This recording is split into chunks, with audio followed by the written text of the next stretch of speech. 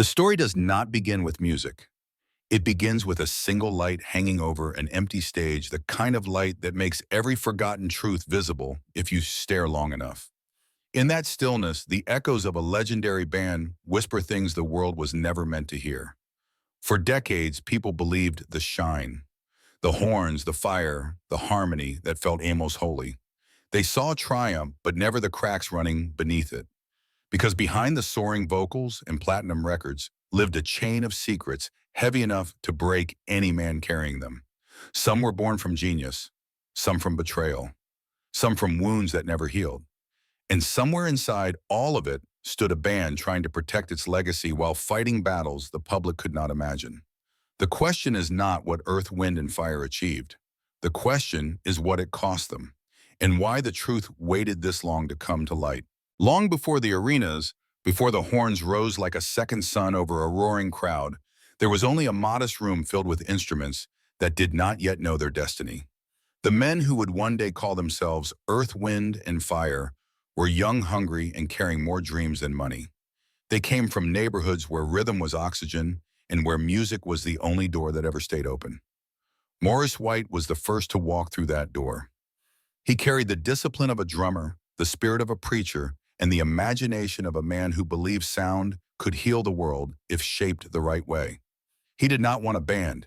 He wanted a universe, something larger than the limits placed on black musicians in America. He brought in his younger brother Verdine, a bass player whose energy felt like it could outrun gravity. Verdine did not simply play notes.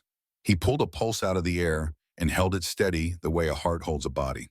Beside him came a circle of musicians who were each masters in their own corner of the craft. Among them was Al McKay, a guitarist with an instinct for melody so sharp it felt like a second heartbeat. He knew how to make a guitar speak laugh mourn and lift the sky an inch at a time. He carried the kind of musical intuition that could turn a small idea into a timeless anthem. He would later help build the very foundation of the sound people now call classic Earth, Wind, and Fire. Then there was Myrick, the quiet storm behind the saxophone. His playing did not ask for attention. It demanded it. Every note from his horn carried the weight of something loved, something felt, something too deep for words. In those early years, there was no fame to chase. Only long nights in cramped studios where the air grew hot and ambition sharpened like steel. They mixed funk with jazz, soul with African rhythms, spiritual chants with electric fire. What they were building did not sound like the radio. It sounded like the future. They rehearsed until sunrise. They argued. They forgave. They pushed each other past the line between talent and transformation. And slowly a new language of music began to form around them. Their first breakthrough did not come from luck. It came from repetition, obsession, and a belief that their sound could lift people who had been told their whole lives to stay quiet. When the world finally heard them, it heard not just a band, but a message, a declaration, a spiritual surge wrapped inside rhythm and harmony. By the late 1970s, they had climbed higher than any of them could have imagined. Platinum albums, sold-out tours, a global audience moved by the fire they carried into every performance. But success does not erase the past. It only magnifies what has been waiting in the shadows. And for Earth, Wind, and Fire, the shadows were already beginning to take shape. By the late 1970s, Earth, Wind, and Fire stood at a height few groups had ever reached. Their concerts felt less like performances and more like ceremonies where music turned into something alive and ancient. Crowds moved as one body lifted by the horns, the harmonies, and the unmistakable thunder of Verdine White's bass. For a moment, it seemed nothing could touch them. Success, however, has a way of sharpening the air around a band. In the glow of their rise, small fractures began to appear, too faint for the public to see, but unmistakable to the men living inside the machine. The pressure to deliver hit after hit tightened around them, and with every new level of fame, the question of who deserved credit grew louder. At the center of that quiet storm was Al McKay. He had helped craft some of the band's greatest anthems, including the song that would echo across generations, September. His guitar shaped the rhythm. His mind shaped the melodies. Yet outside the studio walls, much of the spotlight fell on Maurice White. Maurice had built the vision, and the world saw him as the guiding force behind every triumph. But inside the band, McKay knew that vision was shared more deeply than the public ever realized. He felt the imbalance. He felt the weight of working in the shadows while others stood in the front light. It was not envy.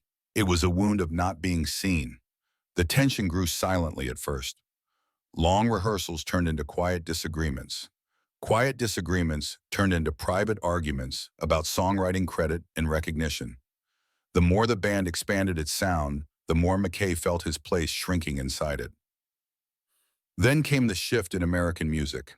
The early 1980s brought a wave of electronic drums, synthesizers, and the mechanical polish of new wave. Maurice believed the band needed to evolve to stay alive. McKay believed their strength came from the earthbound warmth of real instruments, real hands, real breath. Neither man was wrong, but they were no longer moving toward the same horizon. By 1980, the unspoken divide finally broke open. McKay walked away citing creative differences, but the truth ran deeper. It was about acknowledgement. It was about respect. It was about feeling erased inside the very sound he helped build. His departure struck the band at its core. They lost not only a guitarist, but one of the architects of their identity. And though Earth, Wind, and Fire kept moving, something essential had shifted. The unity that once felt unbreakable began to loosen around the edges. The years that followed would test them even further. New albums, new sounds, new conflicts, and slowly the golden era that carried them through the 1970s began to fade into something heavier, something neither fame nor talent could outrun. Long before the headlines and the questions, Don Myrick was simply the man whose saxophone could make a room hold its breath. His notes carried a longing that felt older than any song, the kind of sound that left a mark on anyone who heard it. When he played the solo on Reasons, it was not just performance, it was confession. But brilliance rarely protects a man from the weight he carries. Touring took its toll. The long nights, the fast temptations, the quiet ache of trying to stay relevant in an industry that moves without mercy. Like many musicians of the era, Myrick slipped into addiction, and the world around him grew heavier each year.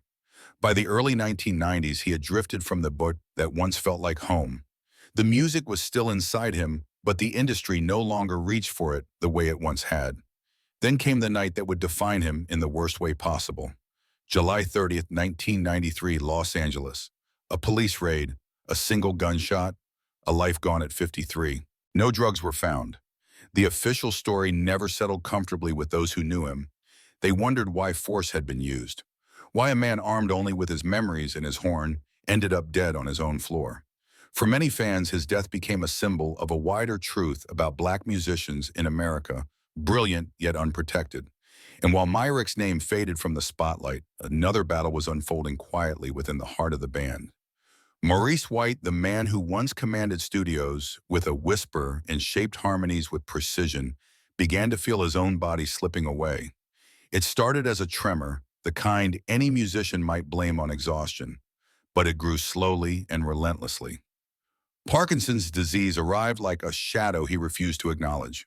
Maurice hid the symptoms, adjusting his movements, choosing silence over pity. He kept the secret from the public, from the industry, even from many standing beside him on stage. Control had always defined him. Letting the world see him lose it was never an option. As the years pressed forward, the disease pressed harder. Directing became difficult. Performing became impossible. By the early 1990s, Maurice stepped away from the stage. He built a stage that no longer welcomed the body he lived in. The question that hung over the band was simple but brutal. Could Earth, Wind, and Fire exist without the man who imagined it? Could audiences accept a group missing its compass? Verdine White stepped into the space his brother left behind. He kept the rhythm alive. He held the name steady when grief and uncertainty threatened to dismantle everything. Some fans embraced the transition. Others whispered that the soul of the band had dimmed without Maurice at the front. Yet the music continued, carried by the men who refused to let the legacy fall. Even as Maurice contributed quietly behind the scenes, the truth was undeniable. The era shaped by his hands was ending, and a different kind of silence was beginning to rise around them. From the outside, America saw Earth, Wind, and Fire as a symbol of triumph, a band that broke racial barriers and carried black excellence into the global spotlight. But within the industry, their story reflected a far older pattern, one woven through generations of black musicians who created the sound of a nation yet rarely received the protection or compensation they deserved. Their success was undeniable.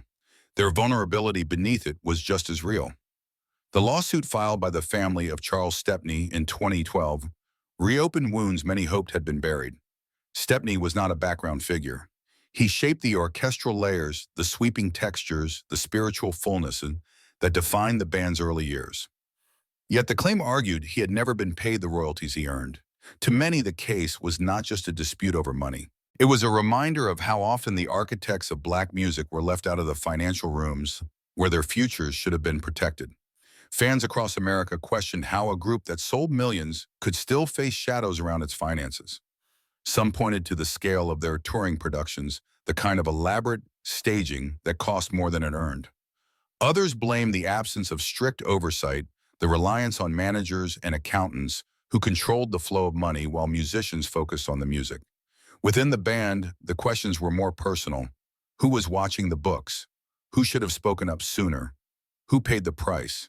The issue reached beyond Earth, Wind, and Fire. In the 1990s, when hip-hop and electronic music rose, sampling became both tribute and threat.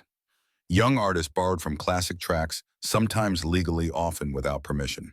For Earth, Wind, and Fire, whose catalogs shaped the DNA of modern music, protecting their work became a full-time battle. Copyright law had not yet caught up with the digital age, and the band found themselves fighting for credit they had earned decades earlier. Across the world, their music remained beloved, but in America, the conversation grew deeper. What does it mean for Black artists to create cultural milestones, but struggle to claim ownership of them? What does it mean when brilliance becomes a legacy, but not always a safeguard? By the time the lawsuit surfaced, the band's story had become more than entertainment. It became evidence of a system that often celebrated Black art while failing to defend the people who made it. And in that truth, their journey echoed the journey of an entire generation. In the end, not every story finds a perfect ending. Some simply settle into the quiet, becoming part of the long echo a band leaves behind when the world stops listening. Earth, Wind, and Fire carried brilliance, conflict, brotherhood, loss, and a kind of faith that could survive even the darkest rooms. And their journey reminds us that legacy is rarely as polished as the music it creates. Maurice White's light did not fade when he stepped away from the stage. It shifted, becoming something steadier, something that lived in the hands and hearts of the musicians he trained, pushed, and believed in. Verdine White stood at the front of that responsibility. He kept the rhythm alive when the band's foundation shook, when illness, grief, and financial battles threatened to break everything apart. For the fans, the question of whether Earth, Wind, and Fire was ever the same without Maurice never had a simple answer. Some felt the spirit remained. Some felt the center had shifted forever. But the truth is that a legacy this large does not belong to one man. It belongs to every life shaped by the music, every memory carried forward by those who listened. Their influence traveled far beyond the charts.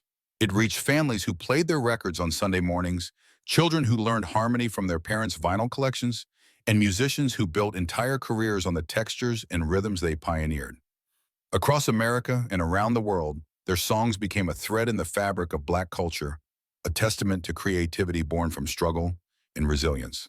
Some stories end without closure, but dignity does not need applause. Earth, Wind, and Fire left more than hits. They left a reminder that beauty can emerge from chaos, that greatness is often shaped in the shadows, and that even fractured histories can hold extraordinary light. To anyone who has ever stood alone trying to protect something fragile and meaningful, we see you. If this story brings someone to mind, someone who carried more than the world ever knew, share their name. And if you grew up with this music, or if it shaped a moment in your life, leave your memory. Every story helps keep the legacy alive.